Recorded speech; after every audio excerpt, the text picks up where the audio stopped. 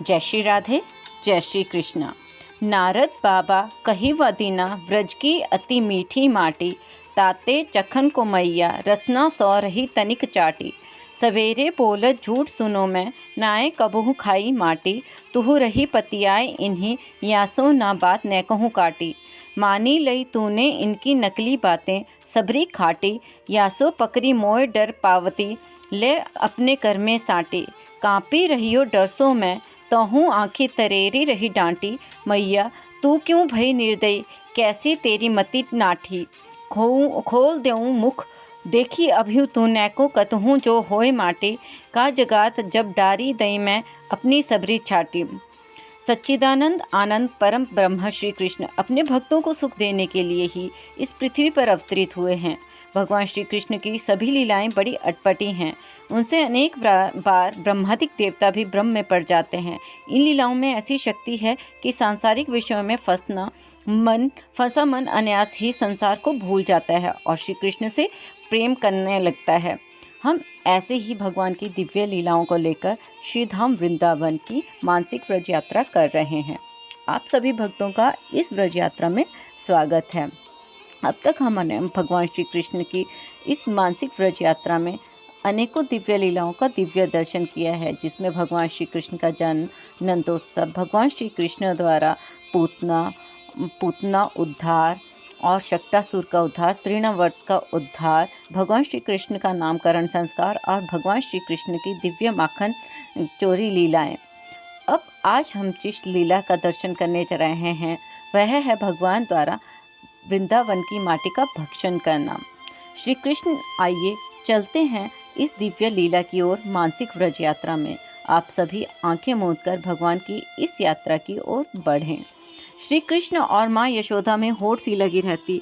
जितना यशोदा माता का वात्सल्य उमड़ता, उससे 100 गुना बाल कृष्ण अपना और लीला माधुर्य बिखोर देते। इसी क्रम में यशोदा माता का वात्सल्य अनंत, असीम, अपार बन गया था। उसमें डूबी माँ के नेत्रों में रात दिन श्री कृष्ण ही बसे रहते। कब दिन निकला, कब रात हुई, यशोदा माता को यह भी किसी के बताने पर भान नहीं होता था। इसी भाव समाधि से जगाने के लिए मानो यशोदानंद नंदन ने मृत भक्षण की लीला की थी। एक दिन श्री कृष्ण व बलराम अन्य गोपों के साथ घरौंदे बनाने का खेल खेल रहे थे। जो अपनी इच्छा से कोटि कोटि ब्रह्मांड बनाया बिगाड़ा करते हैं, उनका घरौंदा अन्य बालकों से अच्छा नहीं बन पा रहा था। बहुत समय बीत गया पर श्री कृष्ण का घरौंदा अच्छा नहीं बना। भोजन का समय हो गया और सभी बालक भोजन के लिए घर जाना चाहते थे, पर श्री कृष्ण का अच्छा घरौंदा बनाने की जिद परंतु श्री कृष्ण अच्छा घरौंदा बनाने की जिद करने लगे और खींचते हुए कहने लगे, मैं यही माटी खाऊंगा और घरौंदा भी बनाऊंगा। जब तक अच्छा नहीं बनेगा उठूंगा नहीं। और हठ में आकर उन्होंने सचमुच में माटी भी खा ली। अब आप सोचेंगे कि श्री कृष्ण ने माटी क्यों खाई। श्री कृष्ण के माटी खाने के अनेक कारण बतलाए गए हैं। उनमें से कुछ इस प्रकार हैं। भगवान श्री कृष्ण ने देखा, शिष्ट पुरुष जब घी आदि स्निग्ध पदार्थों का सेवन करते हैं तो हाथों की चिकनाई हटाने के लिए मिट्टी लगा लिया करते हैं। अतः श्री कृष्ण ने पहले भी माखन खाया, अब माटी मुँह खाकर मुँह साफ कर लिया। वैद्य लोग कहा करते हैं, विषस्य विष मौषधम, अर्थात विष ही विष की दवा है। विष मिट्टी का ही विकार है। भगवान ने सोचा, पहले पूतना का विष पिया, अब मिट्टी खाकर दवा कर लेनी चाहिए। भगवान जो भी लीला करते हैं वह अपने भक्तों के कल्याण व उनकी इच्छा पूर्ति के लिए कहते हैं। भगवान के पेट में जो बहुत से लोग हैं वे भी चाह रहे थे कि हम लोगों को व्रज की रज मिले। वह रज जिसका संबंध गोपियां व गायों के चरणों से है और जिस रज को पाने के लिए ब्रह्मा व श्रुतियां भी लालायित रहती हैं। भक्त वांछा कल्प तरु भगवान ने व्रज की माटी खाकर व्रज रज उन सब लोगों तक पहुंचा दी।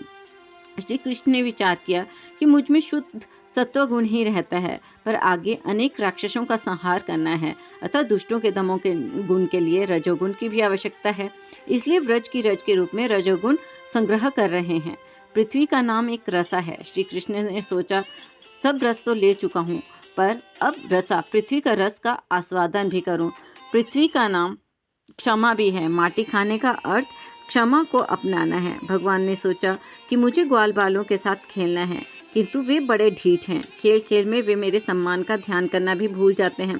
कभी तो घोड़ा बनाकर मेरे ऊपर चढ़ जाते हैं, इसलिए क्षमा धारण करके खेलना चाहिए।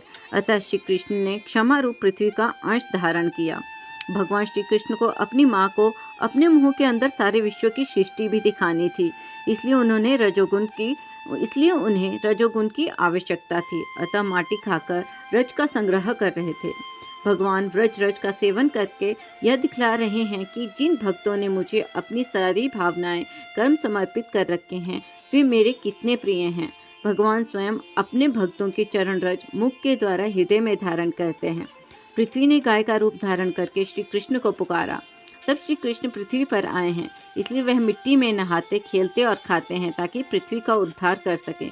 अतः उसका अंश द्विजों दांतों को दान कर दिया। गो बालकों ने जाकर यशोदा माता से शिकायत कर दी, माँ कन्हैया ने माटी खाई है। उन भोले भाले गोल बालों को यह मालूम नहीं था कि पृथ्वी ने जब गाय का रूप धारण कर भगवान को पुकारा तब भगवान पृथ्वी के घर आए हैं। पृथ्वी मिट्टी के रूप में है, अतः जिसके घर आए हैं उसकी वस्तु तो खानी ही पड़ेगी। इसलिए यदि श्री कृष्ण ने माटी खा ली तो क्या हुआ, बालक माटी खाएगा तो रोगी हो जाएगा। ऐसा सोचकर यशोदा मैया हाथ में छड़ी लेकर दौड़ी। उन्होंने कान्हा का हाथ पकड़कर डांटते हुए कहा, क्यों रे नटखट, तू अब बहुत ढीठ हो गया है, अकेले में छिपकर माटी खाने लगा है। तेरे सब सखा क्या कह रहे हैं? तेरे बड़े भैया बलदाऊ ने भी सखाओं की ओर से गवाही दी है। मोहन ते माटी क्यों खाई, ढाड़े ग्वाल कहत सब बालक जे तेरी समुदाय। मुकरी गए मैं सुनी न देखी, झूठे ही आनी बनाई, दे प्रतीति पसारी वदन तब वसुधा दर्शाई। मगन भई जसुमति मुख चितवन, ऐसी बात उपजाई, सूरदास उरलाई लाल को नोन उतारन राई। हमारे वेद, पुराण, श्रुतियाँ, उपनिषद किसी में भी श्री कृष्ण के लिए इस तरह ढीठ, चटोरा आदि शब्द नहीं बोले गए हैं। यह अधिकार केवल एक माँ को है, जो परब्रह्म रूपी पुत्र के अनिष्ट की आशंका से उसे सांटी से लेकर डांटती है और कह सकती है, अरे ओ चटोरे, तेरी जीभ तेरे वश में नहीं है, हाथ तेरे वश में नहीं है और पाँव भी तेरे वश में नहीं है। मैया के भय से श्री कृष्ण के अधर सूख गए। श्री कृष्ण के नेत्र भी डर के मारे नाच रहे हैं और श्री कृष्ण के नेत्र सोच रहे हैं कि सत्य का पक्ष लें या स्वामी का पक्ष लें। इसलिए वे व्याकुल हो रहे हैं और उनकी बड़ी बड़ी अश्रु बूंदें कपोलों पर ढुलकती हुई काजल की रेखा बना रही हैं। श्री कृष्ण ने कहा, मैया मैंने माटी कहाँ खाई है? यशोदा मैया ने कहा कि अकेले में खाई है। श्री कृष्ण ने कहा कि अकेले में खाई है तो किसने देखा?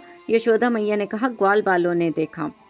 इस पर श्री कृष्ण तर्क देते हैं, यदि ग्वालों ने देखा तो मैं अकेला नहीं था और अकेले में था तो ग्वाले साथ नहीं थे।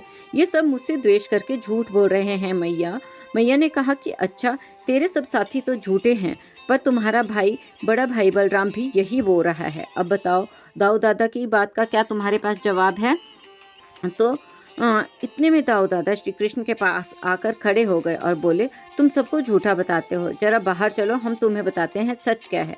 श्री कृष्ण ने मैया से कहा, तू इनको बड़ा सत्यवादी मानती है तो मेरा मुंह तुम्हारे सामने है, तुझे विश्वास न हो तो तुम मेरा मुख देख लो।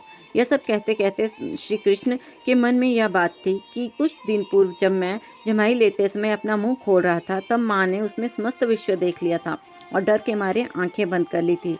यदि आज मैं अपना मुंह खोलूँगा तो मैया अपनी आंखें बंद कर लेगी और मैं बच जाऊँगा। अच्छा, खोल मुख। माता के ऐसे कहने पर श्री कृष्ण ने अपना मुख खोल दिया। भगवान के साथ ऐश्वर्य शक्ति सदा रहती है। उसने सोचा कि यदि हमारे स्वामी के मुंह में माटी निकल आई तो यशोदा मैया उनको मारेंगी और यदि माटी नहीं निकली तो दाऊ दादा पीटेंगे। इसलिए ऐसी कोई माया प्रकट करनी चाहिए जिससे माता व दाऊ दादा दोनों इधर उधर हो जाएं और मैं अपने स्वामी को बीच रास्ते से निकाल लाऊं। श्री कृष्ण के मुख खोलते ही यशोदा जी ने देखा कि मुख में चर अचर संपूर्ण जगत विद्यमान है।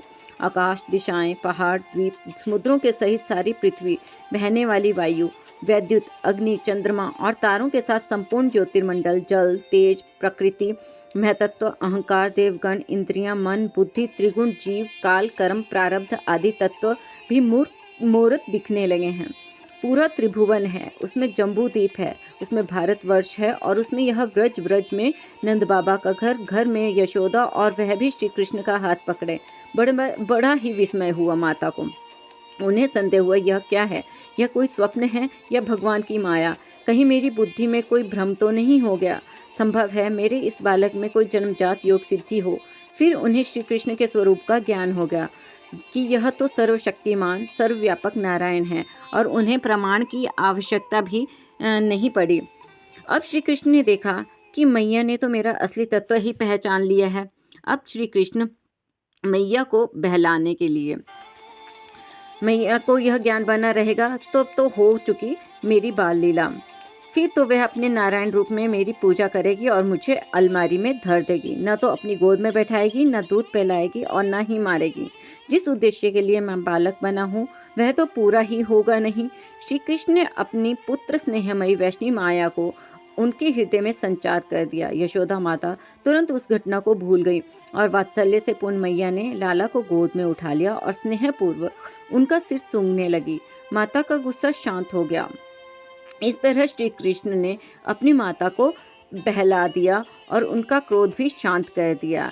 ऐसी प्यारी प्यारी बाल लीलाएं करते हैं हमारे कान्हा।